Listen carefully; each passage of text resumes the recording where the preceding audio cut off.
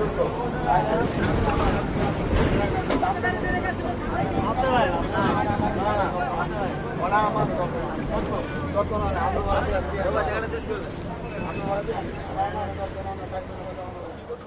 আলাইকুম, the Muslim class পডকাস্টের third এপিসোডে আজকে আমি হোস্ট তানভীর এবং আমার সাথে আছে কো-হোস্ট আশিক। আপনাদেরকে স্বাগত জানাচ্ছি।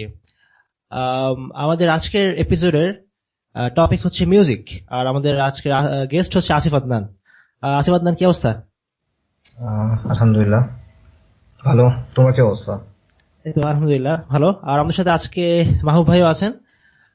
আজকের এপিসোডের আলোচনা শুরু করার আগে একটা ক্লারিফিকেশন দিয়ে রাখা ভালো। সেটা হচ্ছে আমাদের পডকাস্টে যেহেতু আমরা আসলে কথা বলি অডিওতে, তো এটা ঠিক ফেসবুক পোস্টের মতো না যে আসলে খুব চিন্তা ভাবনা করে লিখে গুছিয়ে একটা পোস্ট দিচ্ছি। সো অনেক সময় কথাবার্তার ক্ষেত্রে যেটা হতে পারে আমাদের প্রত্যেকের ক্ষেত্রে, গেস্ট এবং হোস্ট সবার ক্ষেত্রেই, যে একটা কথা হয়তো বলতে গিয়ে প্রেজেন্টেশনটা ভালো হলো না, তো মিসলিডিং একটা মিনিং আসতেও পারে বা একটা সম্ভাবনা থাকে। তো আমরা আমাদের গেস্টদেরকে আমাদের যারা লিসেনার, যারা শুনছেন ভাই এবং বোন, তাদের কাছে এক্সপেক্ট করব যে আমাদেরকে যেন ম্যাক্সিমাম পরিমাণ বেনিফিট অফ ডাউট দেওয়া হয় কথাবার্তার ক্ষেত্রে, যদি আমাদের কোনো ভুল হয়ে থাকে। সো ভালো মিনিংটা যেন না হয়, কারণ যেহেতু আমরা কেউ প্রফেশনাল বা পাবলিক স্পিকার না, সো কথাবার্তা যদি কোনো ভুল থাকে এটা ইনশাল্লাহ আমরা আগে থেকেই মাফ চেয়ে নিচ্ছি। তো শুরু করা যাক আজকের মিউজিক নিয়ে আলোচনা। মিউজিক নিয়ে আজকে আমাদের গেস্ট আসিফ আদনানকে ডাকার একটা কারণ আছে। কারণটা হচ্ছে আসিফ আদনানের একটা সময় লাইফে মিউজিক নিয়ে ইনভলভমেন্ট ছিল। যদি আমরা আসিফ আদনানকে মিউজিকের জন্য লেখালেখির কারণে আসলে চিনি না, মোর আসিফ আদনানকে মনে হয় আমরা চিনি আইডিওলজিক্যাল ইস্যুগুলোতে লেখালেখি করার জন্য, লাইক ডেমোক্রেসি, সেকুলারিজম। আসিফ আদনানের ফেভারিট টপিক মনে হয় মডারেট ইসলাম, রাইট? হ্যাঁ, অনেক কিছুই আছে, এটা বেশ পছন্দের আর কি। আচ্ছা, তো আমরা মেইনলি ওকে ওই টপিকে চিনি। ইনশাল্লাহ ওই সব টপিকে কথা বলার জন্য আরেকদিন কথা বলা যাবে, বাট আজকে একটা স্পেশাল টপিক বা একটা ডিফারেন্ট জিনিস নিয়ে আলোচনা করবো ইনশাল্লাহ, সেটা হচ্ছে মিউজিক। তো আশিক, কি বলো, মিউজিক নিয়ে কি কথা বলার আছে? এই প্রথম পর্বে সালমান সাইদ ভাইয়ের কবিতা শোনার কথা ছিল, আবৃত্তি। তো এখানে কি আসিফ আদনান ভাইয়ের গান টান শোনা হবে কি না, এটা একটু আগে থেকে ক্লিয়ার করে রাখা দরকার। না, শোনা হবে না। আচ্ছা, আমরা যে দেখি কোন একটা হালাল কোন একটা নাশ যদি পাই, কোন একদিন যদি সুযোগ হয়, তাহলে আমরা আসিফ আদনানকে ট্রাই করবো ইনশাল্লাহ। যাই হোক, আচ্ছা, তো আমাদের এই ফার্স্ট যেই মানে মিউজিকের ব্যাপারে যেই টপিক, যখন কথাটা উঠে আসে আমাদের লাইফে, এই আমাদের ডিসকাশনে যখন আসে, তখন ফার্স্ট কথা আসে মিউজিক তো আমরা হুজুর যারা আমরা বলি হারাম। এখন দেখো একটা বিষয়, সেটা হলো আসলে মিউজিকের ব্যাপারে তো আমাদের অনেক গুণীজন বলে মিউজিক তো ভালো। ভালো বলতে আমাদের যে সুকুমার বৃত্তি চর্চা করতে হবে, আমাদের চিত্তকে পরিশীলিত করতে হবে, পরিশুদ্ধ করতে হবে। এগুলো গান ছাড়া কিভাবে সম্ভব? তো আসলে এই কথাগুলো আসলে আমরা কিভাবে দেখতে পারি, তোমার কাছে কি মনে হয়? এই কথাগুলো আসলে খুব ভেগ, মানে এখানে কোনো স্ট্রাকচার নেই, কোনো ডেফিনেশন নেই। ফর এক্সাম্পল, সুকুমার বৃত্তির চর্চা বলতে আসলে কি বোঝানো হয় এটা ওনারা কখনো ক্লিয়ার করেন না। শুদ্ধ পরিচালিত হওয়া বলতে আসলে কি বোঝানো হচ্ছে এটা খুব একটা ক্লিয়ার না। এবং আই গেস ওনারা বেসিক্যালি যেটা ওনাদের মানে যেটা বুঝাতে চাচ্ছেন সেটা হলো যে এটা হলো শিল্প চর্চার মাধ্যমে মানুষের মানে এটা সামহাও কোনো একটা পজিটিভ দিক বা মানুষের উন্নত দিকগুলোর প্রকাশ হয়তো এটার মাধ্যমে ঘটে। বাট ইভেন মানে ওয়েস্টার্নদের মধ্যেও অ্যাকচুয়ালি আর্টের উদ্দেশ্য কি এটা নিয়ে অনেক মানে ডিফারেন্সেস অফ ওপিনিয়ন আছে। আর এমনি আমরা যদি বাস্তবতা দেখি, এম্পিরিক্যাল এভিডেন্স দেখি, যত মিউজিশিয়ানস আমরা দেখি বা ইভেন মিউজিক কনসার্ট গুলা বা এরকম মিউজিক ভিডিওস এখন আমরা যদি দেখি, এগুলাকে দেখে কারো আসলে মনে হয় যে এটা খুব মানে শুদ্ধ এবং পরিশীলিত কোনো কিছু এখানে হচ্ছে। সো এটা আরো ইট নিডস মোর ডেফিনেশন যে এটা আসলে কি বলা হচ্ছে এখানে। এরকম ভেগ কথা ওভারঅল এটার উপর থেকে মানে তেমন কিছু নেওয়া সম্ভব না আর কি। তুমি যেটা বললা যে লিরিক লিরিক বলতে মনে করো এভাবে তো অনেকে চিন্তা করে যে ঠিক আছে, আমরা মিউজিক তো আমরা খারাপ বলতেছো, হারাম বলতেছো কেন, আমরা ভালো লিরিক নিয়ে কথা বলি, ভালো লিরিক নিয়ে গান গান বাজনা করি, তাহলে এত সমস্যার কোথায়? আচ্ছা, সমস্যা কোথায় সেটা একটা ভিন্ন আলোচনা। এটা মূল সমস্যা যেটা, সেটা হলো যে এটা হারাম, ইসলামে মিউজিক হারাম, এটা হলো মূল সমস্যা। যারা বলে যে মিউজিকের জন্য তেমন কোনো সমস্যা নাই, এটা খুব ভালো জিনিস, তেমন কোনো প্রবলেম নাই, আমি তাদের জন্য একটা মানে সুন্দর কথা আছে ইবনে মাসউদ রাদিয়াল্লাহু আনহু। সেটা হলো উনি বলছেন যে কোনো অন্তরে মিউজিক এবং কোরআন একসাথে কোএক্সিস্ট করে না, সহাবস্থান করে না। তো আমরা যারা মনে করতেছি যে মিউজিক, আচ্ছা হোয়াটস দ্য প্রবলেম, যে আমি মিউজিকও শুনি, আমি নামাজও পড়ি, তার একটা ছোট টেস্ট করতে পারি। সেটা হলো যে আপনি একটু চেষ্টা করে দেখেন বা আপনি একটু হিসাব করে দেখেন আপনি কয়টা গানের লিরিক আপনার মুখস্থ, কয়টা সুর আপনার মুখস্থ, আর আপনি একটু চেক করে দেখেন যে কয়টা সুর আপনার মুখস্থ। আপনি যখন মানে you are going about your day, আপনি যখন নর্মালি কাজকর্ম করতেছেন, তখন কি আপনার মাথায় কোরআন এর কথা আসতেছে নাকি আপনার মাথায় মিউজিকের কোনো টিউন ঘুরতেছে? সো আমার মনে হয় এটা একটা people can do that themselves. একটু পরীক্ষা করে দেখেন যে আসলে আমাদের মানে এই দুটা কি আসলে একসাথে কোএক্সিস্ট করতেছে কিনা।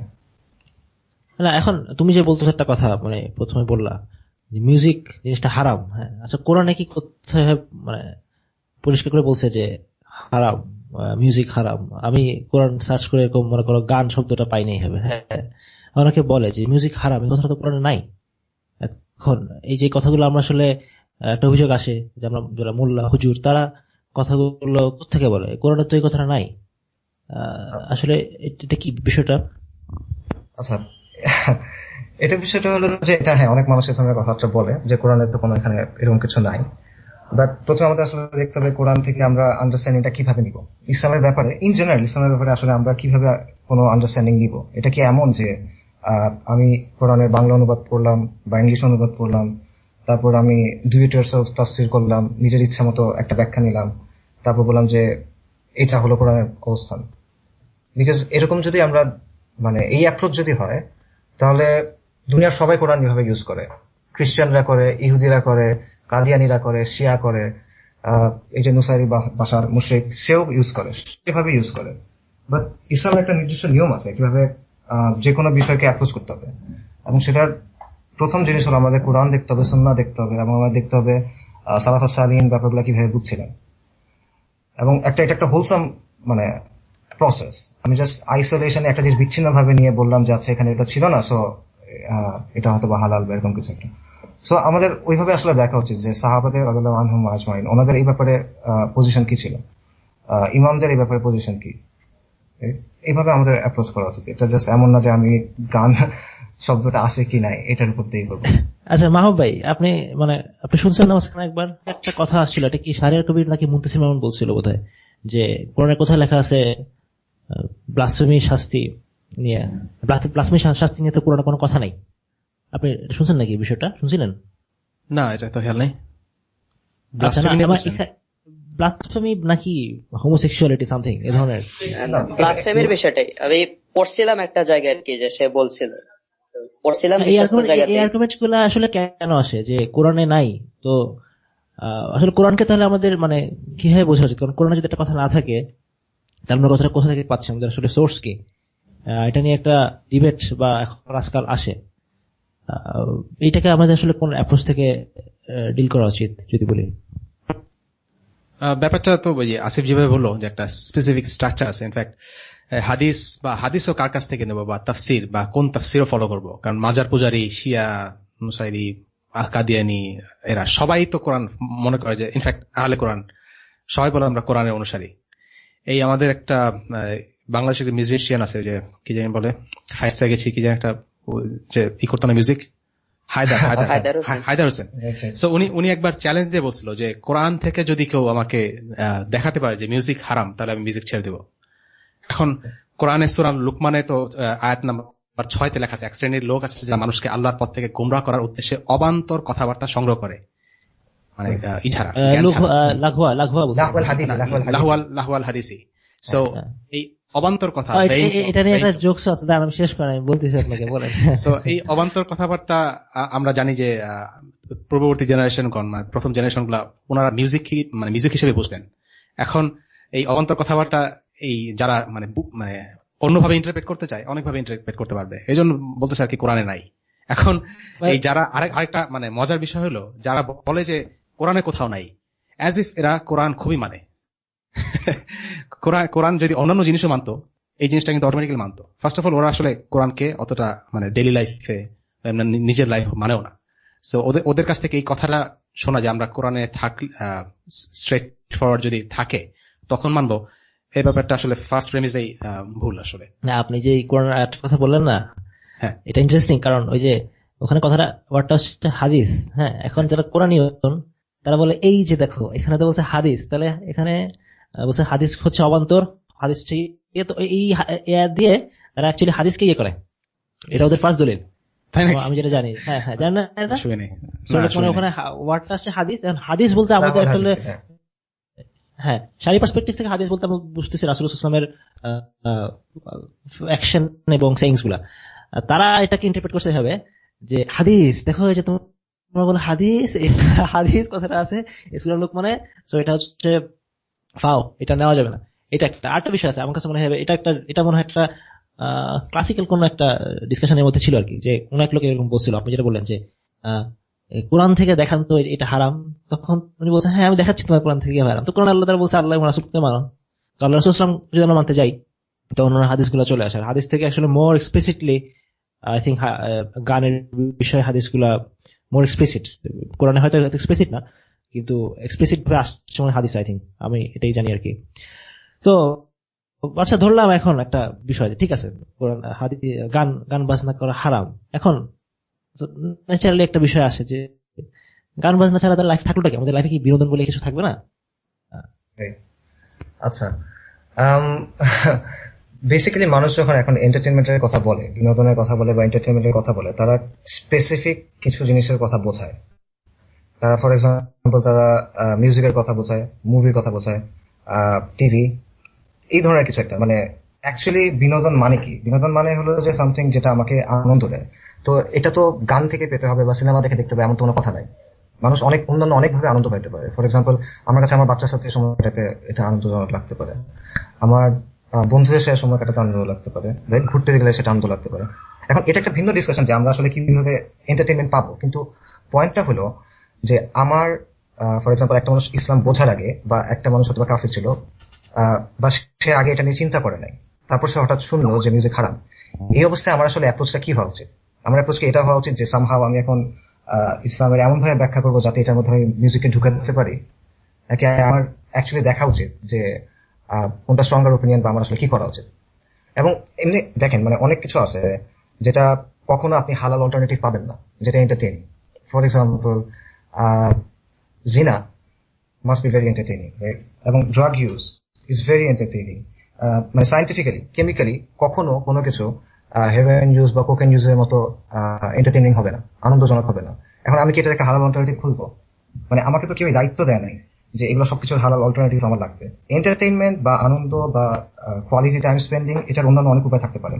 বাট আমি যদি এভাবেই আগে থেকে চিন্তা করি যে আমার সামহাও মিউজিক বা সিনেমা বা টিভি এটাকে সামহাও একটা হালাল ভার্সন তৈরি করতে হবে, তখন সেটা আসলে অ্যাপ্রোচটাই ভুল, শুরুতে জিনিসটা ভুল হচ্ছে। আমি জাস্ট আমার আগের লাইফটাকে সামহাও ইসলামাইজ করার চেষ্টা করতেছি। আচ্ছা, তোমার লাইফের বিষয়ে আসতেছি একটু পরে। তো তার আগে একটা বিষয়, সেটা হলো মানে মনে করো যে এখন একটা প্রশ্নটা মাঝে মাঝে আসে যে গান যে হারাম করা হয়েছে, এই হারাম করার পিছনে আসলে কারণটা কি, হিকমাটা কি? কারণ মানুষজন যখন জানে যে কারণ এটা কারণ, তখন মোর কাইন্ড অফ বলা যায় কনফিডেন্ট ফিল করে বা একটু মোর কনভিন্সড ফিল করে। তুমি কি কোনো এক্সপ্লেনেশন অফার করতে পারো যে আসলে গান কেন ইসলামে হারাম বা কেন শোনা উচিত না, বা শুনলে আসলে আমাদের এক্সপিরিয়েন্স থেকে আমরা কোনো নেগেটিভ কনসিকুয়েন্স দেখি কিনা গান বাজনা যারা করে? যেহেতু এরকম কথাটা প্রায় আসে, এরকম অনেকে বলে যে আমি নামাজ পড়লাম, আমি গান শুনলাম একসাথে, সমস্যা কি? তো আমি কিন্তু একটা ফ্রেন্ডকে চিনি আমার এরকম, সে এরকম বলতো, যদিও আমি জানি না এখন সে নামাজ পড়ে কিনা। আগে পড়তো, নামাজও পড়তো, আবার খুব দ্রুত নামাজ পড়ে কানে হেডফোন লাগায়। তো যাক, হ্যাঁ এখন বলো। আচ্ছা, মানে কোয়েশ্চেনটা কি? আমি আসলে মানে বেশ কয়েকটা কোয়েশ্চেন আছে আমার হচ্ছে এখানে। কোয়েশ্চেনটা ধরো এটাই যে এই পয়েন্ট অফ ভিউ থেকে আর কি, যে আসলে গানটা হারাম করা হয়েছে কেন, মানে আমাদের গানটাতে ক্ষতিটা কি? প্রথমত এটা আসলে আমি এক্স্যাক্টলি এটা আমাদের বলার জিনিস না যে আল্লাহ সুবহানাহু ওয়া তাআলা কেন এটা হারাম করছেন। আমাদের জন্য যথেষ্ট এটুক জানা যে এটা হারাম করছেন। বাট আদার দ্যান দ্যাট মানে সালাফরা যেমন কিছু জিনিস বলছেন, যেমন সূরা লুকমানের যে আয়াতটা, এটার ব্যাখ্যায় সালাফের বক্তব্য হলো যে ইভেন ওই আয়াতেও এটা বলা আছে যে এটা মানুষকে আল্লাহর ব্যাপারে গাফেল করে, এটা মানুষকে আল্লাহর পথ থেকে উদাসীন করে। এবং এটা আমি পার্সোনাল এক্সপিরিয়েন্স থেকে জানি। এবং এনিবডি যে আসলে কখনো মিউজিক করছে, নট জাস্ট মিউজিক লিসনার্স, যারা মিউজিক বাজাইছে, কম্পোজ করছে, এটা তাদের কাছে খুব ক্লিয়ার আসলে যে এই জিনিসটা আমাদেরকে মিউজিক আসলে অন্য একটা লেভেলে কাজ করে, ব্রেনের মধ্যে সাবকনসিয়াস লেভেলে কাজ করে, এবং মিউজিক আমাদেরকে একটা এলিভেটেড স্টেটে নিয়ে যায় মেন্টালি, যে কারণে মানুষ আসলে এই যে আল্লাহ সুবহানাহু ওয়া তাআলা স্মরণ করা বা নামাজ, একটা ইসলামিক ওয়ে অফ লাইফ, এটার সাথে আসলে এটা কোনোভাবেই মিলে না। আচ্ছা আসিফ ভাই, এখানে একটা ব্যাপার যে কোন একজন লালন সঙ্গীত গায়িকা যেন, তো ওনার ব্যাপারে অন্য আরেকজন বলতেছে যে উনি তো স্টেজে গান গাচ্ছে, হঠাৎ আসরের আজান দিল, তো স্টেজ থেকে চলে গিয়ে নামাজ আদায় করলো, আবার এসে গান গাইতে বসলো। তো এই যে নামাজ আর গান, সালাত আর গান দুটো তো পাশাপাশি চলছে, তো বিষয়টাকে আপনি কিভাবে ব্যাখ্যা করবেন? আহ, আচ্ছা, আহ, প্রথমত হলো যে বিষয়টা, যিনি লালনের গান গাচ্ছে ওনার আসলে আগে চিন্তা করা উচিত যে উনি কি ধরনের গান গাচ্ছেন, কারণ লালনের একটা আলাদা ফিলোসফি আছে, এবং যারা লালনের গান গায় বা লালনের অনুসারী যারা, তারা কিন্তু বলে যে আমরা আসলে মানে মুসলিমদের কালেমায় বিশ্বাস করি না, আমাদের কালেমা আলাদা, আমরা বলি লা ইলাহা ইল্লাল্লাহ, লালন রাসূলুল্লাহ, এই ধরনের কথাবার্তা বলে। এবং তাদের একটা সম্পূর্ণ ডিফারেন্ট লাইফস্টাইল আছে যেটা আসলে খুবই ডিসগাস্টিং বেসিক্যালি। তারা ওপেন ম্যারেজে বিশ্বাস করে, অল অফ দ্যাট, যাই হোক। আর এর বাইরে একটা বড় পয়েন্ট হলো, মেবি এই মহিলা আসলে নামাজ পড়তেছেন, আল্লাহ তাকে গাইড করুক, but vast majority of musicians যারা ওয়ার্ল্ডে আছে তাদের অবস্থাটা আসলে কিরকম, তাদের লাইফস্টাইলটা আসলে কিরকম, মুসলিম এবং অমুসলিম ইন জেনারেল, নামাজের কথা বাদ দেই, বেসিক ডিসেন্সির কথা বলি, বেসিক রেসপন্সিবল হেলদি লাইফস্টাইলের কথা বলি, এটা কি আসলে তাদের মধ্যে আছে কিনা। আমি একটা এক্সাম্পল দিই, সেটা আমার মানে পাস্ট লাইফ থেকে বেসিক্যালি। সেগুলো যে আমি যখন আমাকে একজন একটা বই দিয়েছিল, আমি যখন মিউজিক করতাম তখন, বইটা ছিল top 100 composers of the world বা এরকম কিছু একটা। টপিক ছিল ক্লাসিক্যাল কম্পোজার্স যারা, তাদের জীবনী। ক্লাসিক্যাল কম্পোজার্স মানে বেশ আগেকার সময়টা, এখনকার মতো rock and roll, hip hop এইরকম না। তো অনেক মানুষ বলে যে এখনকার সময় মিউজিকে হয়তোবা এই ব্যাপারগুলো ঢুকছে, মানে উচ্ছৃঙ্খল জীবনযাপনের ব্যাপারটা। বাট এদের ক্ষেত্রে আমি যেটা দেখলাম যে প্রতিটা মানুষ যারা actually in terms of music তারা খুবই ট্যালেন্টেড, জিনিয়াস বলা যায়, Beethoven, Mozart, Johann Sebastian Bach, এরকম মানুষজন, তাদের প্রত্যেকের কমন বিষয় হলো এরা সবাই ইদার সিফিলিস অথবা গনোরিয়া অথবা হার্পিস এই ধরনের রোগের মানে রোগী। এইসবের কারণে অনেকে মারা গেছে, অনেকে মানে খুবই খারাপ অবস্থা হয়েছে ফিজিক্যালি, তাদের মানে ফ্যামিলি লাইফ খুব একটা ভালো ছিল না। এবং এরা কিন্তু অ্যারিস্টোক্র্যাট ছিল। তানভীর শুরুতে যে কথাটা বলতেছিল যে পরিশীলিত বা সুকুমার বৃত্তির চর্চা, তো এরা খুব মানে হাই সোসাইটির এদের আনাগোনা ছিল, তাদের জীবনটা আসলে কিরকম, হ্যাঁ তবে আই গেস সুকুমার ছিল, তাদের লাইফস্টাইলটা কি, এবং এই জিনিসটা বদলায় নাই। ইনফ্যাক্ট আমরা যদি আরো হাজার হাজার বছর আগে ফেরত যাই, ফর এক্সাম্পল গ্রিকদের প্রত্যেকটা জিনিসের জন্য একটা একটা দেবতা থাকতো, মানে মুশরিকরা। সো ফর এক্সাম্পল অ্যাপোলো হলো সূর্যের দেবতা, এরিস হলো যুদ্ধের দেবতা। তো এদের একটা দেবতা ছিল ডায়োনাইসাস। এবং ডায়োনাইসাস কিসের দেবতা? ডায়োনাইসাস হলো থিয়েটার, নাটক, সিনেমা, ওয়াইন, ইনটক্সিকেশন, এবং মিউজিকের দেবতা, এবং জিনার দেবতা। সো ইভেন ওই মানে পেগান মুশরিকরা ওই সময় থেকে এই যে মিউজিকের সাথে এই বিষয়গুলা জড়িত, বিশেষ করে মিউজিশিয়ানদের সাথে। এবং আমি একটু, আমার কথা অনেক লম্বা যাচ্ছে, বাট আমি একটা খুব ইন্টারেস্টিং জিনিস বলি, সেটা হলো বুখারী শরীফের একটা হাদিস আছে যেটা ইমামরা মিউজিক যে হারাম এটা প্রমাণ হিসেবে এটা তুলে ধরেন। সেটা হলো যে আল্লাহ রাসূল সাল্লাল্লাহু আলাইহি ওয়াসাল্লাম বলতেছেন যে আমার উম্মার মধ্যে কিছু মানুষ আসবে যারা সিল্ক, মিউজিক, জিনা এবং ওয়াইন মানে ইনটক্সিকেন্টস মানে নেশা সৃষ্টিকারী দ্রব্য হালাল করে নেবে। এবং এটা ইউজ করে ইমামরা বলেন যে এটা একটা প্রমাণ যে মিউজিক হারাম, কারণ হারাম জিনিসের সাথে মিউজিকের কথা বলা হচ্ছে, এবং বলা হচ্ছে হালাল করে নিবে, বৈধ করে নিবে। বাট আমার পয়েন্ট আসলে এটা না। আমার পয়েন্টটা হলো, দেখেন মানে আল্লাহ রাসূল সাল্লাল্লাহু আলাইহি ওয়াসাল্লাম কি বলতেছেন, চারটা জিনিস: সিল্ক, জিনা, মিউজিক এবং ইনটক্সিকেন্টস। আর মডার্ন সময়ে আমরা যখন রক মিউজিকের দিকে দেখি, রক মিউজিকের স্লোগানটা কি? সেক্স, জিনা, drugs, intoxicants and rock and roll music. Right? মানে একেবারে এক্স্যাক্টলি, মানে সুবহানাল্লাহ, আমার সেটা খুব ইন্টারেস্টিং লাগছে যে তুমি যে রাসূলুল্লাহ বললা সাল্লাল্লাহু যে, আলাইহি ওয়াসাল্লাম। হ্যাঁ, আচ্ছা বলো, হ্যাঁ শেষ করো, হ্যাঁ। মানে এইটা আর কি বেসিক্যালি। হ্যাঁ, আচ্ছা, তুমি যে বললা যে মিউজিশিয়ানদের লাইফ স্টাইলে সবসময় এই জিনিসপত্রগুলো অ্যাসোসিয়েটেড এবং এম্পিরিক্যাল ডেটা, বাস্তবের দিকে আমরা যদি তাকাই, বাংলাদেশে দেখেন, বলিউডে দেখো, বা ইভেন ওয়েস্টে দেখো, ইজ দ্য সেম।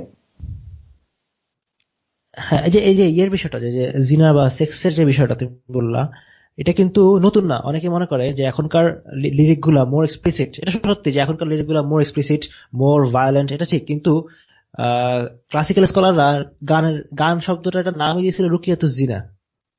অর্থটা এরকম যে যেটা জিনার দিকে আহ্বান করে, জিনাকে যেটা আসলে খুব নাইসলি পোর্ট্রে করে। যেমন একটু আগে কথা বলতেছিলাম, ওই যে জেমসের একটা গান যেটা হিন্দিতে গাইছিল, ওই যে চল চলে আপনি ঘর, হাই মেরে হামসাফার, আই থিঙ্ক এটা এরকম কাইন্ড অফ, সে কিন্তু জিনার দিকে ডাকতেছে। হ্যাঁ, বা এই ধরনের আরো অনেক লিরিক আছে। আই মিন, বাংলা একটা উদাহরণ আমার মনে পড়তেছে, অনেক পুরান, মানে ছোটকালে যখন ডিশ টিশ ওইভাবে আসে নাই, মানে ফ্যামিলি সহ বসে শুনতেছি, ওই যে একেলা পাইয়াছি রেশাম, আজ পাশা খেলবো রেশাম। তো পাশা খেলার জন্য তাকে একেলা পাইতে হবে কেন? এটা খুব গুরুত্বপূর্ণ একটা প্রশ্ন। না, এখানে ওই যে এখানে আমি বলে একটা জোকস বলি, জোকস মানে এগুলো সিরিয়াসলি তারা কিন্তু জোকস করে সব নিয়ে। হ্যাঁ, আয়ুব বচ্চন একটা গান আছে, মন চাইলে মন পাবে, দেহ চাইলে দেহ। আচ্ছা, এটা তাকে জিজ্ঞেস করছে, আপনি এটা কি বলতেছেন? আপনি এটা, তাকে সাংবাদিকরা বোধহয় কেউ এরকম বলছিল যে এই ধরনের মিনিং কে আপনি কি হারাম, বা হারাম তো বললেন, সরি, লাইক আপনারা তো অশ্লীল দিকে ইঙ্গিত দিচ্ছেন সামথিং। সে বলছে না না, এটা স্পিরিচুয়াল, বিষয়টা স্পিরিচুয়াল, এটা দেহ বলতে আমরা দেহ বোঝাচ্ছি না। সো অ্যাকচুয়ালি এদের উপরে শয়তান নাজিল হয়, কাইন্ড অফ, আমার কাছে মনে হয় আর কি। কারণ ওরা যে এই জিনিসটার দিকে ডাকে, বেসিক্যালি ওদের মানে গানের একটা কনস্ট্যান্ট থিম, বা থিম বলবো না, কনস্ট্যান্ট একটা মেকানিজম হচ্ছে একটা হারাম জিনিসকে, একটা একটা বাজে জিনিসকে মানুষকে নাইস সুন্দর করে তুলে ধরে। জিনার জিনিসটা মানুষের কাছে সুন্দর লাগে যখন সে আসলে কানে যখন শুনে, যখন গানের মধ্যে কিন্তু কথাগুলো ভাবেই বিউটিফাই করে আমাদের সামনে আসলে আসে। আচ্ছা, তো ভাই ধরেন তুমি একটু, হ্যাঁ বলো। ইফটিজিং এর মতো একটা সর্বজন স্বীকৃত খারাপ জিনিস এটাই। হ্যাঁ। ইফটিজিং করবেন যখন বলবেন যে চুমকি চলেছে একা পথে, অথবা ললনাদের রেহাই নেই, বখাটে ছেলের ভিড়ে ললনাদের রেহাই নেই, তো তখন কিন্তু মানুষ এই ইফটিজিং গুলোকে খুব সহজভাবে নেয় যে শৈল্পিক আকারে ইফটিজিং করতে হচ্ছে। মানে এটা আসলে কি, মানে মিউজিকের সাথে জিনার সম্পর্ক এবং ড্রাগস এর সম্পর্ক, এটা মানে নতুন কিছু না। এটা মানে it goes back thousands of years. এবং মানে এটা আসলে ওয়ার্ডের সাথেও সম্পর্কিত না। মিউজিকের মানে কি শব্দ সেখানে আছে এটা আসলে ম্যাটার করতেছে না। এটা হলো যে আমি যেটা বললাম, মিউজিক আসলে আমাদের ব্রেইনে একটু ডিফারেন্ট ভাবে কাজ করে। এবং আমরা যদি বলিউড মিউজিক দেখি বা ওয়েস্টার্ন মিউজিক দেখি, দেখেন যখন বেসিক্যালি তারা দেখাচ্ছে একটা মেয়ে একটা ছেলে প্রেমে পড়তেছে, তারা ব্যাকগ্রাউন্ড একটা মিউজিক চালায়, বা যে কোনো ট্রান্সগ্রেসিভ কাজ করা হচ্ছে, ফর এক্সাম্পল ড্রাগ ইউজ হচ্ছে বা ভায়োলেন্সের কিছু একটা হচ্ছে, তারা ব্যাকগ্রাউন্ড একটা মিউজিক দেয়। এবং এটা খুব কমন একটা বিষয়। এবং আপনি যদি দেখেন যে এখন থেকে ধরেন 2000 বছর আগে বা 1000 বছর আগে ধরেন, মিউজিশিয়ানদের রোলটা আসলে সমাজে কি ছিল? রাজা বাদশা, জেনারেল, ধর্মীয় নেতা, ব্যবসায়ী, এরা বসে সিরিয়াস বিষয়গুলো নিয়ে ডিল করতো, রাইট, সমাজের, রাষ্ট্রের। যখন দে আর ডান, তাদের কাজকর্ম শেষ, এখন তাদের এন্টারটেনমেন্ট দরকার, তখন তারা 3-4 ধরনের লোকদেরকে ডেকে আনতো। ভার, রাইট, মানে যারা হাসি ঠাট্টা করবে, তাদের হাসাবে, বাইজি, প্রস্টিটিউট, এবং মিউজিশিয়ান। মানে এই জিনিসটা কোনো ভালো জিনিসের মধ্যে আসলে আসে না, মিউজিক জিনিসটা। এবং এটা পার্সোনালি আমার জন্য এটা একটা বড় রিয়েলাইজেশন ছিল যে আসলে is that what I want to be? এটা কি আমার পরিচয় হবে? মানে পিপল যাদের কাজ হলো মানুষের মনোরঞ্জন করা ফর একটা অ্যামাউন্ট অফ মানি বা whatever, এরকম। এবং ওয়েস্টার্ন ওয়ার্ল্ডে অনেক এরকম আছে। অ্যালান ব্লুম নামে একজন মানে ফিলোসফার আছে।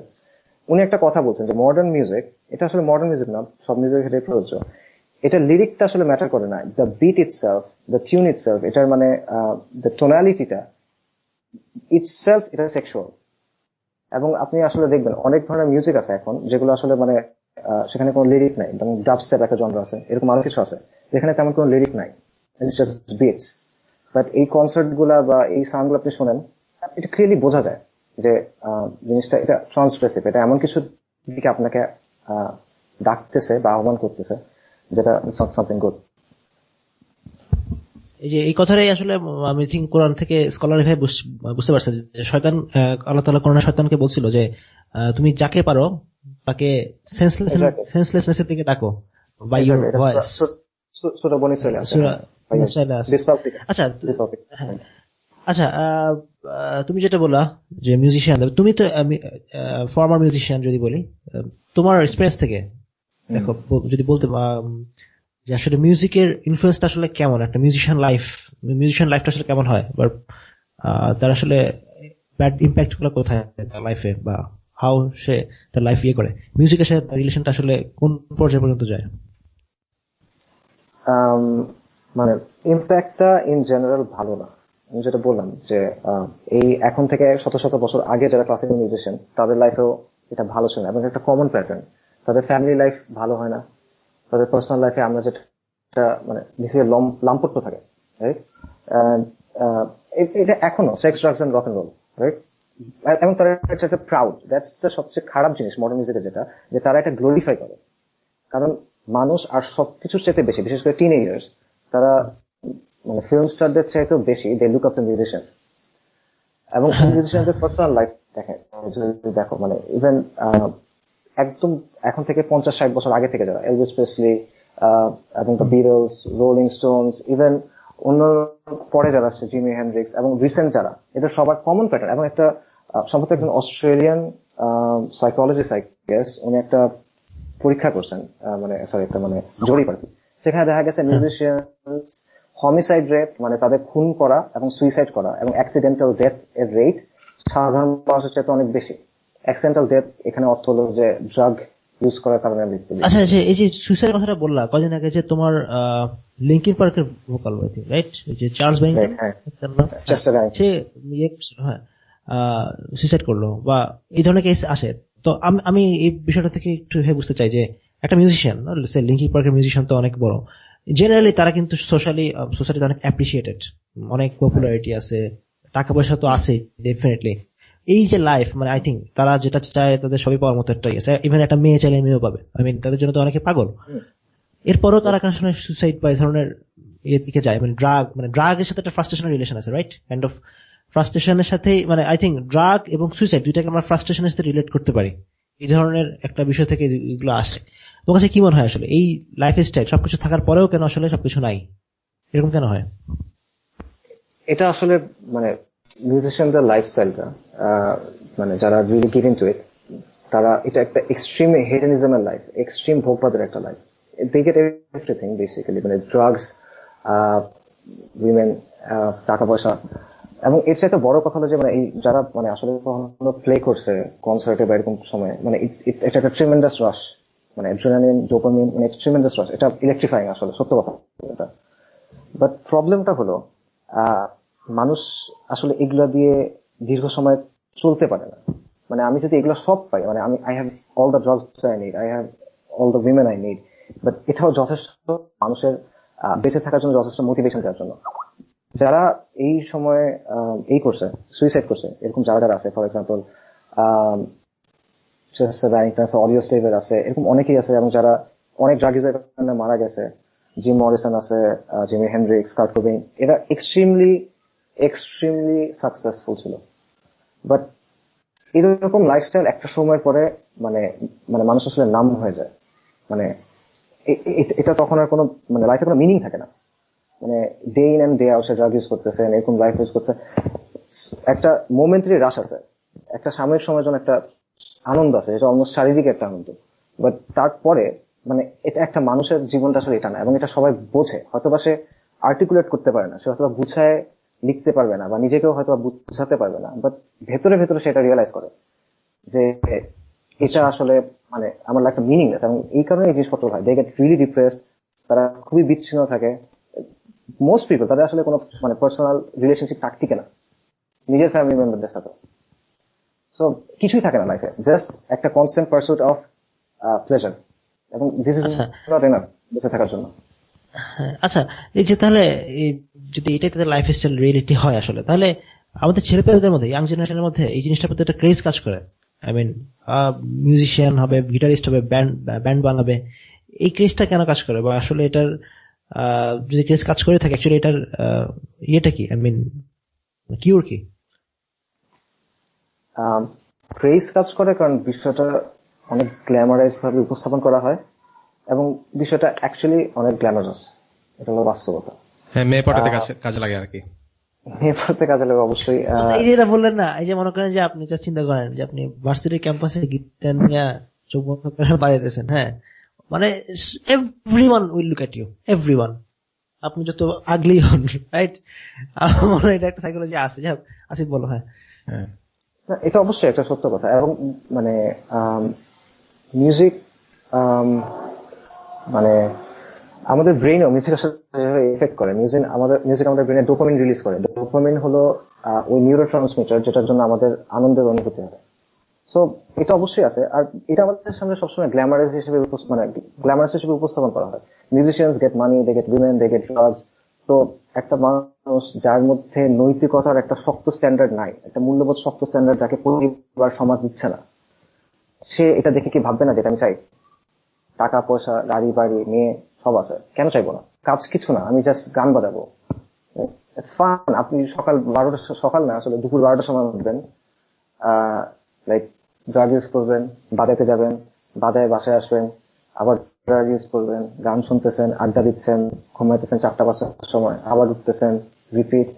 মানে এটার একটা আছে, আকর্ষণ আছে। এবং অবশ্যই ওই ব্যাপারটাও আছে যে মানুষ যেটা বলে যে মিউজিশিয়ানসকে মডার্ন সময় এটা বেশি হয় যে তাদেরকে স্পেশাল মনে করা হয়, রাইট?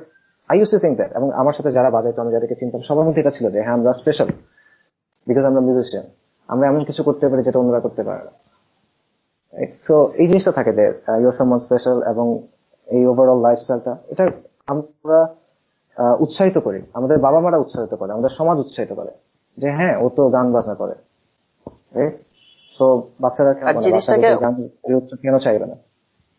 অন্য অনেক হালকা জিনিসপাতির সাথে এক করে দেখানো হয়, যেমন বন্ধুদের সাথে থাকাটা ইটস খুব মজার একটা জিনিস, আড্ডা দেওয়া খুব মজার একটা জিনিস। তো এটার সাথে জুড়ে দেওয়া হলো গান, বন্ধু, আড্ডা, গান, হারিয়ে যাও। তো এগুলো দিয়ে ইয়াংস্টারদেরকে খুব অ্যালিউর করা হয়েছে, দেখো খুব সুন্দর একটা লাইফস্টাইল, এটা আসো আসো এদিকে আসো। আচ্ছা, তুমি একটা কথা বললা যে স্পেশাল, হ্যাঁ, ওরা অনেক কিছু করতে পারে, ওদের যারা মিউজিশিয়ান তারা ফিল করে তারা অনেক কিছু করতে পারে যেটা ওরা করতে পারে না। এখন একটা কোয়েশ্চেন চলে আসে, হ্যাঁ, তারা তো অনেক কিছু করে আসলে। মনে করো এই যে মাদকাসক্তি বিরোধী কনসার্ট, মাদক বিরোধী কনসার্ট কিংবা এই ধরনের, এগুলো তো ভালো কাজ। আই মিন, এটাকে আমরা কি আসলে অ্যাপ্রিশিয়েট করতে পারি না ইন দ্যাট সেন্স? প্রথম হলো যে এনিবডি যে কখনো মাদকাসক্তি বিরোধী কনসার্টে গেছে, সে আসলে জানে ওখানে কি হয়। মানে মাদকাসক্তি বিরোধী কনসার্টে অনেক মাদক ইউজ হয়, এটা বাস্তবতা। দ্বিতীয়ত হলো যে মিউজিশিয়ানদের যে লাইফস্টাইলটা, আমি হয়তো মুখে একটা কথা তোমাকে বলতেছি, বাট আমি তোমাকে সম্পূর্ণ ভিন্ন একটা মেসেজ আমার মিউজিকের মধ্যে দিচ্ছি। এটা কিন্তু এটাই হচ্ছে বেসিক্যালি। আমি মুখে কথা বলছি মাদকাসক্তি বিরোধী কনসার্ট করছি, বাট যে বাজাতে হচ্ছে, ফর এক্সাম্পল জেমস বা কি জানি নাম, আজম খান, রাইট? এই টাইপের লোকগুলা, তারা তো হাই, তারা যখন হচ্ছে তারা তো মানে অলরেডি তারা নেশাগ্রস্ত অবস্থাতে উঠতেছে মানে। তো এবং মিউজিকের মাধ্যমে সেগুলাই পোর্ট্রে করতেছে। এবং আলটিমেটলি আসলে কি হয়, এই বিষয়গুলা ইটস নট অ্যাবাউট মাদকাসক্তদের হেল্প করা। যে কনসার্টে বাজায় এবং যে কনসার্টে যায়, সে একটা সিম্পল রিজনে যায়, সেটা হলো নিজের আনন্দের জন্য। এটা আমি হয়তো অন্য কোনো ভাবে এখন মাস্ক করবো যে হ্যাঁ, আমি খুব মহৎ কাজ করতেছি, আমি খুব মানে জনসেবা করতেছি, বাট আসলে বিষয়টা হলো আমার ব্যক্তিগত ইউটিলিটি, আমার ব্যক্তিগত আনন্দ। ফর এক্সাম্পল, আমাদের দেশে যখন রানা প্লাজার মানে ঘটনাটা ঘটলো, সুবহানাল্লাহ, এটা এমন একটা বিষয় যে কেউ যদি আধা ঘন্টা এটা মনোযোগ দিয়ে দেখে, মানে তার 1-2 দিন মানে নর্মাল লাইফে একটু কষ্ট হবে, মানে নর্মাল লাইফে যেতে। বাট এই সময় এই যে প্রথম আলো, মেরিল প্রথম আলো পুরস্কার বা এরকম কিছু একটা, তারা এই সময় মানে লাইক অনেক কোটি কোটি টাকা খরচ করে একটা অনুষ্ঠান করছে, অ্যাওয়ার্ড শো মতো, মিউজিক, নাচ, গান সবকিছু। এটা এখানে প্রথম আলো পুরস্কার নাকি? আমি এটার পক্ষে অনেক যুক্তি দিছিল তখন। ঘটনাটা কি ছিল? ঘটনাটা ছিল বেসিক্যালি এটা যে ওদের আগে থেকে শিডিউল ছিল যে একটা নির্দিষ্ট ডেটে তাদের এই অনুষ্ঠানটা হবে, বাট তার 2-3 দিন আগে সম্ভবত রানা প্লাজার ঘটনা ঘটছে। এবং রানা প্লাজার ঘটনা যখন ঘটছে, পুরো দেশ তখন আসলে ট্রমাটাইজ। বাট এরা এই সময় বললো যে আমরা এটা করবো। তো তখন মানুষ অনেক ব্যাকল্যাশ হয়েছে, সোশ্যাল মিডিয়াতে মানুষজন লেখালেখি করছে যে এটা আসলে কেমন কথা, যে মানুষজন লিটারেলি ধ্বংসস্তূপের নিচে মারা গেছে, কেউ এখনো বেঁচে আছে, মরার জন্য অপেক্ষা করতেছে, এরকম একটা অবস্থা। এই অবস্থায় এটা how is this possible humanly, যে তোমরা একটা জাঁকজমকপূর্ণ অনুষ্ঠানের মধ্যে নাচ গান করবা, অ্যাওয়ার্ড শো দিবা, নিজেরা নিজেদের পিঠ চাপড়াবা, মানে এগুলো কি? তখন তারা বলছে যে, মানে সে খুব অশ্লীল একটা কথা, সে বলছে যে এটার জন্য কি, আচ্ছা আমি নট শিওর এটা এখানে বলা উচিত না, সে বলছে এটার জন্য কি আমাদের নর্মাল লাইফ বন্ধ হয়ে গেছে কিনা, আমরা কি বাথরুমে যাচ্ছি না, আমরা কি খাওয়া দাওয়া করতেছি না, তো বা অন্যান্য কাজকর্ম। এন্টারটেইনমেন্ট ওয়ার্ল্ডে কিন্তু এটা নিয়ে আলাদা একটা ফিলোসফি আছে যে the show must go on, যার যেটাই হয়ে যাক the show must go on. Right, এটা হলো তাদের নিজেদেরকে গ্লোরিফাই করা হবে বেসিক্যালি। আমি বললাম না, মানে মিউজিশিয়ানস, মুভি স্টার্স, মডেলস, এরা সবার মধ্যে এই জিনিসটা থাকে, তারা নিজেদেরকে স্পেশাল কিছু মনে করে। বিকজ মানে এটা যদি সে মনে না করে, তার আসলে কোনো ওয়ার্থ নাই, কারণ সে কিন্তু অন্য কিছু করতে পারে না, সে একটা মানে দায়িত্বশীল ফ্যামিলি চালায় না, সে একটা কাজ করে না, সে সমাজে একটা গুরুত্বপূর্ণ ভূমিকা পালন করে না, রাইট? কিন্তু সে যদি এখন যদি বলে যে আমি যে কাজটা করছি এটা বেসিক্যালি ভাড়ের কাজ, বাইজির কাজ, তখন একটা মানুষের কাছে লাগবে। আমার তো এখন নিজেকে এটা এখন বুঝাইতে হবে সামহাউ, খুব ওকে জোস একটা কাজ। আর একটা বিষয় আমার কাছে মনে হয় আর কি, কাইন্ড অফ এই কালচারটা, মিউজিকের কালচারটা মিনিংলেস ইন দ্য সেন্স যে একটা গান আছে, মানে আই থিঙ্ক এভরিওয়ান, বাংলাদেশের ছেলে পেলে যারা রক ব্যান্ড শুনছে, এই যে হে মহারাজ ইয়ের গানটা, ওয়ারফেস, হ্যাঁ, আমি গানটা লিরিক দিন চেক করতেছিলাম আর কি। আই থিঙ্ক গানের লিরিকটা এরকম যে গানটা হচ্ছে শাসক বা সরকার পক্ষ যদি বলে এদেরকে কাইন্ড অফ একটা অ্যাপিল করতেছে যে তোমরা সাধারণ মানুষের লেভেলের নিচে আসো। গানটার লিরিকটা কিন্তু এরকম, তাই না? আমি চিন্তা করছিলাম যে আচ্ছা, পৃথিবীতে এই ধরনের গান কিন্তু অনেক আছে, কিন্তু এই ধরনের গান আসলে কোনো ইনফ্লুয়েন্স তৈরি করে না মানুষের মধ্যে। End of the day I mean, এই গান শুনলে কিন্তু প্রধানমন্ত্রী কিন্তু ক্ষমতা ছেড়ে একেবারে মানুষের সাথে এক রাস্তায় নেমে হাঁটবে না। আই মিন, বুঝতে পারছি কিনা যে এন্ড অফ দ্য ডে এটা কিন্তু কোনো ইনফ্লুয়েন্স তৈরি করে না, দে টেল সামথিং, কিন্তু এটা কোনো ইম্প্যাক্ট আসলে আমি দেখি না হার্টের মধ্যে আছে। আমি গান শুনে চেঞ্জ হয়ে গেছে লাইফ, মানে আমি এই ধরনের কর্মসূচি ছিল কিনা। ওরা বলতে চাচ্ছে যে ওরা সমাজকে পরিবর্তন করছে, পৃথিবীকে পরিবর্তন করতেছে শান্তির জন্য, ভালো কিছুর জন্য, এগুলো তারা বলে। এটা নিয়ে খুব ইন্টারেস্টিং একটা এই আছে, মানে পাকিস্তানের একটা ব্যান্ড আছে খুব, মানে ওটা মিউজিকের দিক দিয়ে ভালো ব্যান্ড, জুনুন।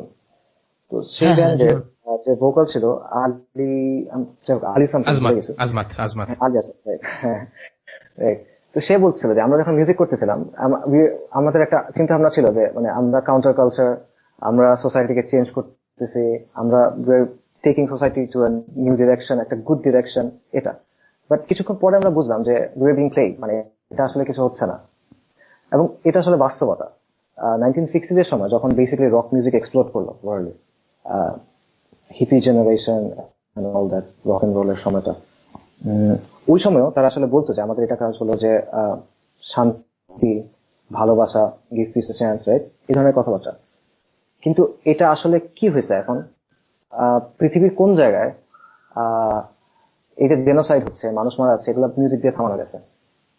পৃথিবীর কোন জায়গায় এই যে লাইক মানব পাচার হচ্ছে, রেপ হচ্ছে, গরিব মানুষের টাকা পয়সা মানুষজন এই যে লাইক যারা ক্ষমতায় আছে সেটা নিয়ে যাচ্ছে, এগুলো মিউজিক দিয়ে কখন থামছে? কোন যুদ্ধ মিউজিক দিয়ে থামানো গেছে? এটা কি আসলে does it even make any sense যে আমি গান কয়েকদিন আগে শুনলাম যে রোহিঙ্গাদের পাশে গান নিয়ে আছেন কবির সুবোধ। হ্যাঁ, মানে এটাতে আসলে রোহিঙ্গাদের কি লাভটা হচ্ছে আসলে এখানে? আসলে এটা মিডিয়াতে অনেক স্ট্রংলি দেখানো হয়। যেমন ছোটকালে কয়েকটা হিন্দি মুভি খেয়াল আছে আমার, যে লাস্টে মানে ক্লাইম্যাক্স সিন কিছু করা যাচ্ছে না, মানে ভিলেন সবাইকে বাইন্ধে রাখছে আর কি, তখন নায়ক একটা গান গাইলো, তারপর সব সলভড। সো এই টাইপের ভাইব দেওয়া হয় আর কি, যে গান সব সমস্যার সমাধান। এটা কি আসলে কোন সিনেমা আছে? অফকোর্স একটা না, মাল্টিপল। আমি দেখছি যে মানে বাবা ছেলে, সরি বাবা বাচ্চা এবং মা বিচ্ছিন্ন হয়ে গেছে এবং তারা গান গিয়ে একজন একজনকে খুঁজে পাইছে, এরকম দেখছি। আমি তোমার বলি, আচ্ছা এই আসিফ একটা কাহিনী বলি, তুমি মুভি দেখছো কিনা? অনেক আগে দেখছিলাম মুভিটা, সাইফুদ্দিন কুতুজ রাহিমাহুল্লাহ, যে যিনি হচ্ছে আইন জালুদের যুদ্ধে কাতারদেরকে লাস্ট ডিফেন্স করছে, এবং অ্যাকচুয়ালি ওনার পর থেকে তো মুসলিমরা ঘুরে দাঁড়িয়েছিল।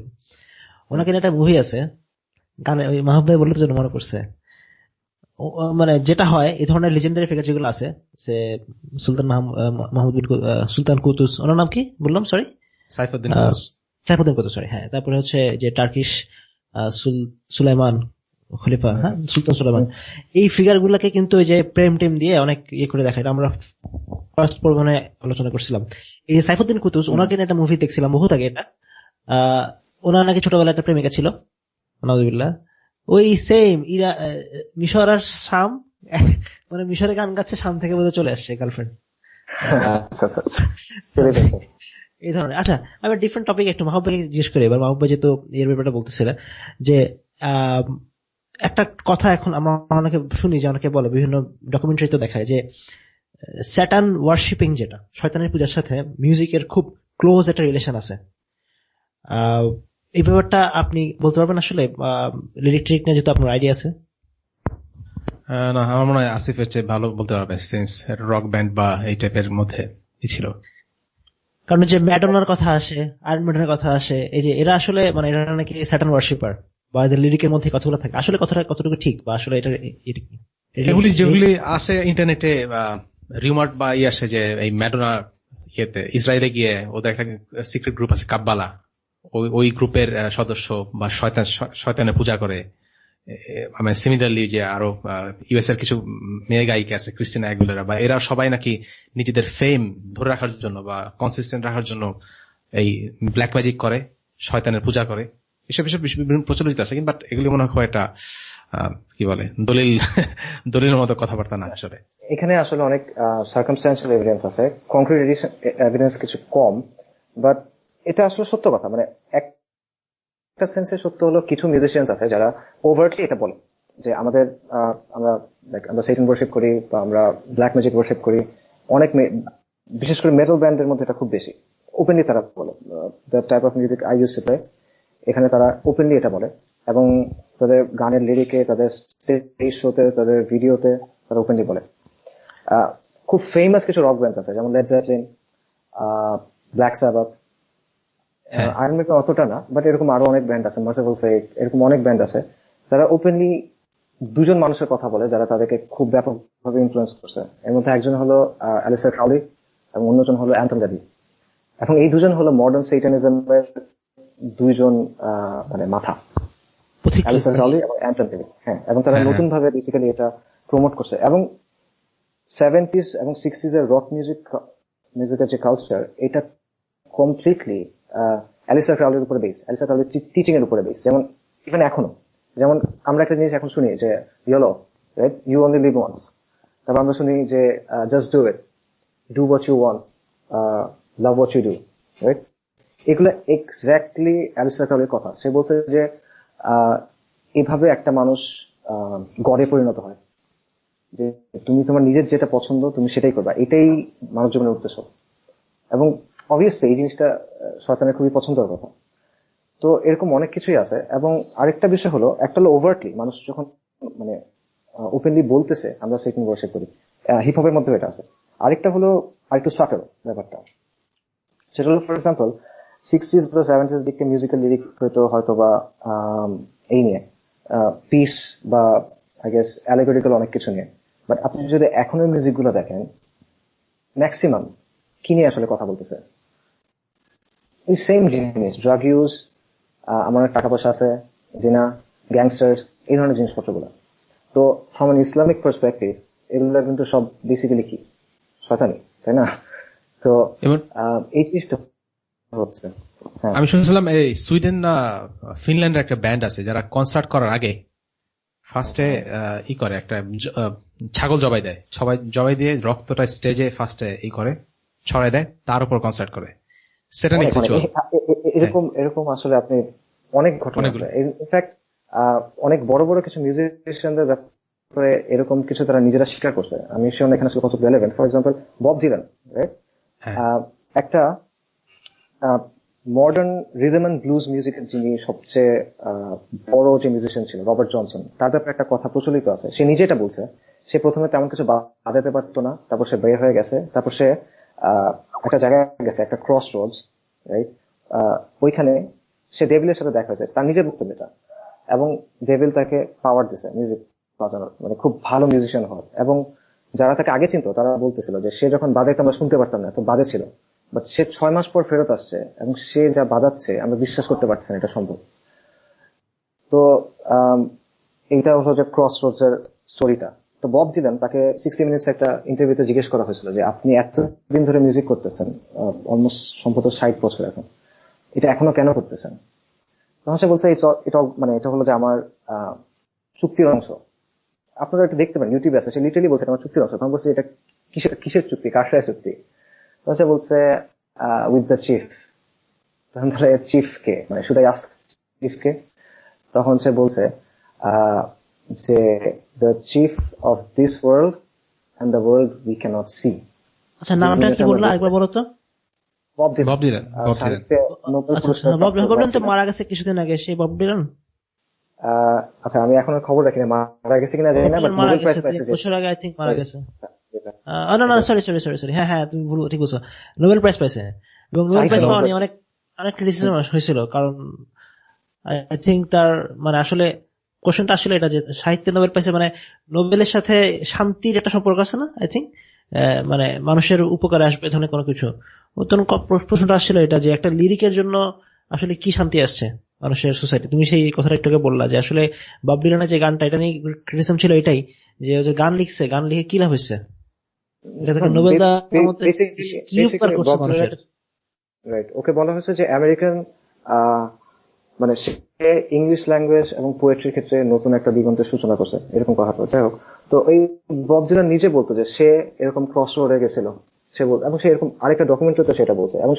এবং এরকম মিউজিশিয়ানদের মধ্যে অনেক তারা বলে যে আমরা যখন বাজাই উই আর পজেসড, আমরা জানি না যে আমরা আসলে কি বাজাচ্ছি, আমি শিওর না আমরা এটা কিভাবে হইলো।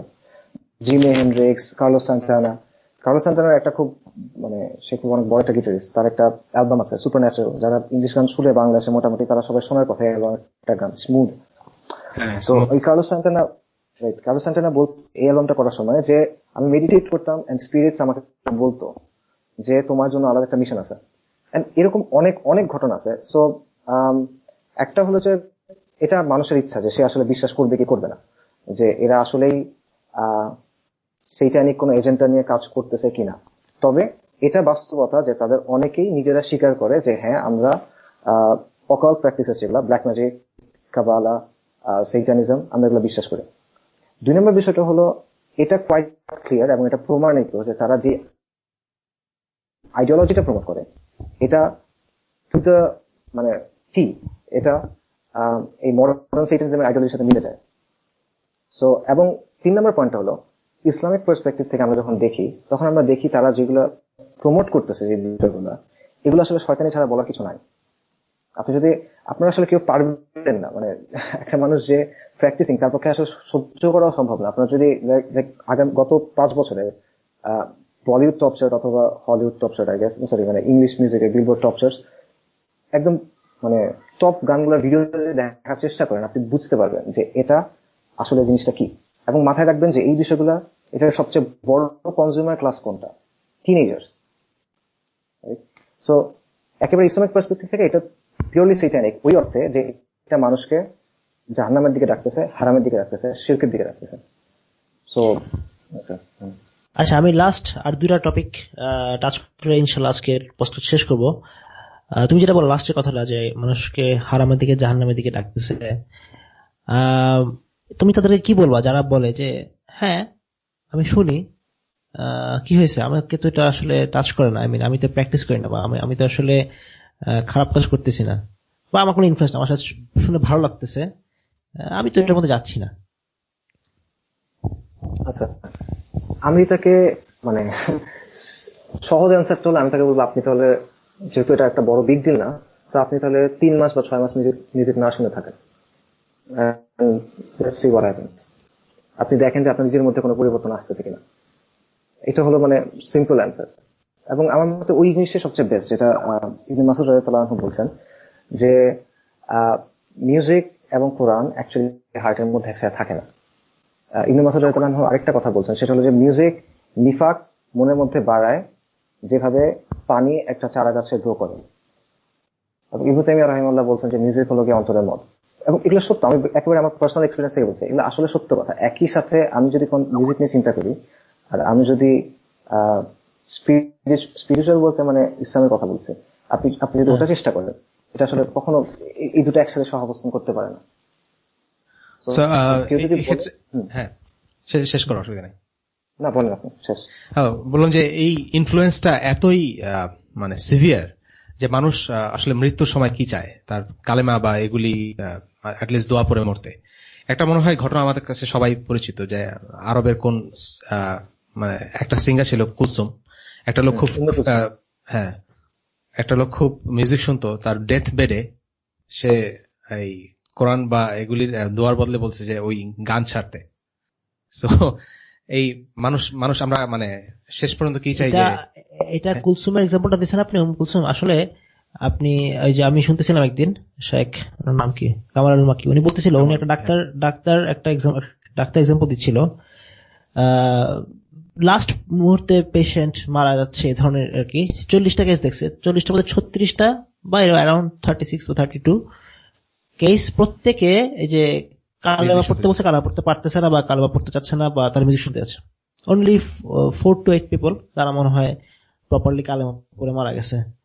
সো উনি একটা কথা বলছিল, খুব চমৎকার লাগছে আমার কাছে, যে তুমি কিভাবে শিওর হচ্ছ যে তুমি মৃত্যুর আগ মুহূর্ত পর্যন্ত আসলে তুমি কালেমা পড়তে পারবা, মৃত্যুর আগ মুহূর্তে তুমি মনে করতেছো। প্রত্যেকে এটা একটা ডিসেপশন আমার আই থিঙ্ক, যে প্রত্যেকে মনে করে আমি তো সেফ, আসলে কেউ সেফ না। মিউজিকের যে ইনফ্লুয়েন্সটা, এটা লাস্ট মোমেন্ট মানে আমি কিভাবে মারা যাবো আমি কিন্তু জানি না। প্রত্যেকে মনে করে এটা একটা সামহাও সবার সমস্যা হচ্ছে আমি বোধহয় বেঁচে গেছি, আমাকে তো কোনো সমস্যা হবে না, আমি তো বেঁচে যাব, আমি তো এগুলো থেকে দূরেই থাকবো। এই ধরনের একটা সাইকোলজি উনি বলছিল আগে, যে এটা সবচেয়ে বড় ডিসেপশন শয়তানের, যে তারা মানুষকে এভাবে বুঝায় যে তুমি আসলে safe, but and of the day না, তুমি সেফ না। আচ্ছা, আরেকটা ছোট্ট যোগ করে, এই টাইপের লোক যারা বলে যে আসলে আমি তো খুব একটা ইনভলভ না, মিউজিক শুনি, আমার খুব একটা হয় না, সেটা মাঝে মাঝে আমি ব্ল্যাকমেল করার জন্য বলি যে আসলে মিউজিকের যারা লেজেন্ড মানে গুরু, জিমি পেজ যেরকম, লেড জেপলিনের, তুমি কি চাও আসলে তুমি হাসরের ময়দানে জিমি পেজের সাথে থাকবে বা মাইকেল জ্যাকসন অথবা ম্যাডোনার সাথে থাকবা? তখন কিন্তু আসলে ঠিকই বলবে যে আসলে ওদের সাথে থাকতে চাই না। মানে হলো মানুষ ফিতরাতগত ভাবে আসলে ঠিকই জানে যে এই জিনিসটা রং, ইন এন্ড ইটসেলফ রং, কিন্তু আসলে আমরা ইয়ের মধ্যে নাম কি গ্রহণ করতে চাই না, ব্যাপারটা অ্যাকসেপ্ট করতে চাই না যে আসলে এই বিষয়টা কামাল আল মাক্কি ওনার ওই লেকচারটাতে বলছিল যে মুসলিমরা ইন জেনারেল আসলে ভিতরে ভিতরে জানে যে বিষয়টা, গান বিষয়, মিউজিক বিষয়টা আসলে হারাম। হ্যাঁ, সবাই ভিতরে ভিতরে জিনিসটা জানে। এখন কিছুটা আসলে এক্সকিউজ দেখাইতে হবে এই কারণে। হ্যাঁ, একটা পয়েন্ট কি, মানে বেসিক্যালি কেউ যখন বলে যে মিউজিক আমার উপর খুব বেশি প্রভাব ফেলতেছে না বা এরকম কিছু, তাহলে একটা সহজ একটা বিষয় কি, আচ্ছা ঠিক আছে, যদি ইভেন আমি যদি তর্কের খাতিরে ধরেও নেই যে মিউজিকের ব্যাপারে একটা ইখতিলাফ আছে হারাম বা হালাল হওয়া নিয়ে, এটা তো সবাই স্বীকার করবে যে এটা stronger opinion, vast majority of ওলামা এবং সালাফরা এটাই বলছেন যে এটা হারাম, রাইট? তো নিশ্চয়ই এটাই উত্তম, তাও সেটা মানে জাস্ট ম্যাথমেটিক্যালি এটা প্রুভেন যে এটাই উত্তম। তো আপনি যদি এটা দ্বারা খুব বেশি প্রভাবিত না হন, এটা যদি আপনার জন্য খুব বেশি ইম্পর্টেন্ট না হয়, তাহলে আপনি আল্লাহর সন্তুষ্টির জন্য যেটা উত্তম সেটা কেন করতেছেন না, রাইট? সংশয়পূর্ণ জিনিস থেকে বেঁচে থাকেন, আপনি উত্তম জিনিসটা করেন, সমস্যা কি? সে যেটা করতে পারতেছে না, সে যেটা করতে পারতেছে না, এটাই প্রমাণ যে মিউজিক তার উপর একটা বড় হোল্ড আছে। এখানে সবচেয়ে বড় প্রমাণ তার আসলে একটা বড় হোল্ড তার উপরে মিউজিকের। আচ্ছা লাস্ট একটা ইস্যু টাচ করে আজকে আমরা শেষ করতে হবে, সেটা হচ্ছে আমরা যারা প্র্যাকটিস করা শুরু করছি ইসলাম একটা পর্যায়ে আসার পর, তখন মিউজিকটা তো ছেড়ে দিতে হয়। হ্যাঁ, এখন ছেড়ে দেওয়ার পর কাইন্ড অফ একটা কি বলবো এটাকে, একটা শূন্যতা কাজ করে। হ্যাঁ, যে আসলে কি জানি এটা নাই। এখন এইটা আসলে কিভাবে ডিল করা উচিত? I mean some sort of entertainment তো ছিল এটা একটা লাইফের একটা পার্টে, ওটা এখন যদি চলে যায় তখন আসলে আমাদের কিভাবে এই জায়গাটা, এই যে ভ্যাকুয়ামটা কিভাবে আসলে ফুলফিল করা যায়? আচ্ছা, এটা তুমি এটা নাসিহা হিসেবে দিতে পারো ভাই বোনদেরকে যারা অ্যাকচুয়ালি কাইন্ড অফ স্ট্রাগল করতেছে বিষয়টা নিয়ে আর কি। আচ্ছা, এটা বেসিক্যালি প্রত্যেকটা পার্সনের জন্য প্রসেসটা হয়তো ডিফারেন্ট হবে, কিন্তু একটা জিনিস মনে রাখতে হবে, সেটা হলো যে এটা একটা স্ট্রাগল, রাইট? মানে একটা স্ট্রাগল, এবং এই স্ট্রাগলে আমাদের একটা প্রতিপক্ষ আছে, দুটো প্রতিপক্ষ আসলে আছে। একটা হলো আমাদের নাফস, আর দুই নম্বরটা হলো ইবলিস। এবং ইবলিস ইজ ভেরি স্মার্ট এবং তার এক্সপিরিয়েন্স অনেক বেশি, আমাদের সবার কালেকটিভ এক্সপিরিয়েন্সের চেয়ে তার এক্সপিরিয়েন্স বেশি, এবং সে জানে আমাদের দুর্বলতাগুলো কি কি। এবং ইবলিসের একটা মানে টেকনিক হলো সে কখনো ডিরেক্টলি জিনিসটা অ্যাপ্রোচ করেন, সে আস্তে আস্তে জিনিসটা নিয়ে আগায়। তো এই কারণে প্রত্যেক পার্সনের জন্য ব্যাপারটা ডিফারেন্টলি কাজ করে। সো একটা মানুষ যদি হঠাৎ করে মিউজিক শোনা বন্ধ করে দিল, সে হয়তো বা ইসলামিক নাশিদ শুনতে পারে, যেখানে কোনো ইনস্ট্রুমেন্ট ইউজ করা হচ্ছে না। বাট এই জিনিসটা খেয়াল রাখতে হবে যে এটা কি আমাকে, মানে আমি কি এটা এসকেলেট করবো কিনা। লাইক আমি প্রথমে নাশিদ শুনলাম, তারপর আরো শুনলাম, তারপর একটু ইনস্ট্রুমেন্ট ওলা নাশিদ শুনলাম, তারপর আস্তে আস্তে গানে চলে গেলাম। এটা হবে কিনা, কারণ এটা একটা রিয়েল পসিবিলিটি, এটা হয়, আমি নিজে দেখছি এটা হয়, খুব বেশি হয় অ্যাকচুয়ালি। তো এই কারণে প্রত্যেক মানুষের আসলে একটু বসে প্রথমত আল্লাহ সুবহানাহু ওয়া তাআলার কাছে দোয়া করতে হবে, আল্লাহ যেন এটা ইজি করে দেন, এবং আল্লাহ এটা ইজি করে দেন আলহামদুলিল্লাহ। এর চাইতে অনেক কঠিন অ্যাডিকশন, মানে যেগুলো ফিজিক্যাল এবং মেন্টালি অনেক বেশি পাওয়ারফুল অ্যাডিকশন, ড্রাগ অ্যাডিকশন, এগুলো আল্লাহ সুবহানাহু ওয়া তাআলা মানুষকে ইজি করে দেন। আর মিউজিক এতটা পাওয়ারফুল না, বাট স্টিল এটা পাওয়ারফুল। তো আল্লাহ সুবহানাহু ওয়া তাআলার কাছে দোয়া করতে হবে, নিজের চেষ্টা করতে হবে, এবং নিজের দুর্বলতা সম্পর্কে একটা ধারণা থাকতে হবে। ফর এক্সাম্পল, একটা মানুষের জন্য হয়তোবা সে নাশিদ শোনা তার জন্য ওই জায়গাতেই থাকবে, হ্যাঁ সে দিনে একটা নাশিদ শুনে হয়তোবা, কথার কথা, এবং সে এটা বেশি করে না। কিন্তু আরেকটা মানুষের ক্ষেত্রে হয়তো ব্যাপারটা আস্তে আস্তে আস্তে আস্তে বাড়তে থাকবে। তো এই জন্য নিজেকে চেক করতে হবে। এবং ইন জেনারেল আমাদের এটা মাথায় রাখতে হবে যে আসলে আমরা মিউজিক না শোনা বা জিনা না করা বা অন্য যে কোনো কিছু, এটা আসলে আমরা কেন করতেছি? এটা আমরা করছি আল্লাহ আযজা ওয়া জাল্লার জন্য, আর এটা আমরা করছি আখিরাতের জন্য। সবর করতে হবে, এটাই বেসিক্যালি। এখানে কোনো ইজি ওয়ে নাই, বাট আন্তরিক ওয়ে আছে। এবং নিজেকে বেসিক্যালি কোরআনের সাথে একটা সম্পর্ক করতে হবে, কারণ আসলে কোরআন এবং মিউজিক একসাথে অন্তরে থাকবে না। তো অন্তরটা কোরআন দিয়ে যদি ফিল করার চেষ্টা করা যায় ইনশাআল্লাহ, তাহলে ইনশাআল্লাহ এই সমস্যা থেকে বের হওয়া অনেক ইজি হবে। মানে এখানে আল্লাহর কাছে সাহায্য চাওয়াটাই সবচেয়ে বড় ফ্যাক্টর আর কি। আমি ওই শরীফ আবু হায়াত অপু ভাইয়ের একটা লেখা পড়ছিলাম যে ওনার কাছে 30 গিগাবাইট গান ছিল ওনার জাহিলি যুগে। তো পরে যখন বিষয়টা রিয়েলাইজ করলেন যে জিনিসগুলো হারাম, তো তিনি হাজে গিয়ে জাস্ট আল্লাহর কাছে দোয়া করেছেন যে আল্লাহ আমাকে মিউজিক ছেড়ে দেওয়ার তৌফিক দাও। তো পরে ওনাকে আর মিউজিক ছাড়া লাগে নাই, মিউজিকই আল্লাহর ইচ্ছায় ওনাকে ছেড়ে চলে গেছে। মানে ইটস দ্য পাওয়ার অফ দোয়া। তুমি যে 30 গিগা বললে, তো আমার ছিল মনে করো 25 গিগা, কিন্তু হার্ড ডিস্ক ছিল 40 গিগা। ঠিক আছে, মানে 25 গিগা গান ব্যবহার রাখছি। আল্লাহ হেল্প করছে কি, আমাকে বেড়ে এসেছিল বিষয়টা আমার ক্ষেত্রে, হার্ড ডিস্ক নষ্ট হয়ে গেছে। আর কেন জানি পরে নতুন হার্ড ডিস্ক কিনা আবার সমস্ত কারণ হয় নাই, ততদিন আমি বুঝতে পারছি হারাম, আর পুরো প্রসেসটা এইভাবে আল্লাহ সহজ করে দিছে। তো অ্যাকচুয়ালি আসিফ যেটা বললো যে একজনের ক্ষেত্রে একভাবে জিনিসটা কাজ করে, বাট কনস্ট্যান্ট একটা এফোর্ট থাকা দরকার এবং আল্লাহর কাছে সাহায্য চাওয়া দরকার। আই থিঙ্ক এই ব্যাপারে আসিফ, এটা এক ধরনের তাসকিয়া কি, বেসিক্যালি এটা এক ধরনের তাসকিয়ার মতো, তাসকিয়াতুন নাফসের মতো ব্যাপারটা এক ধরনের। সো এটা তাসকিয়ার ব্যাপারগুলো আসলে মানে ওয়ান অফ না, মানে একদিন আমি করলাম এরকম না, এটা ওযুর মতো। মানে আমাদের প্রত্যেকদিন নামাজের আগে ওযু করতে হয়, রাইট? তো সিমিলারলি এটা বারবার করতে হবে, প্রত্যেকদিন চেক করতে হবে এটাকে। এবং মানে বনি আদমের অন্তরসমূহ আল্লাহ সুবহানাহু ওয়া তাআলার দুই আঙ্গুলের মধ্যে, রাইট?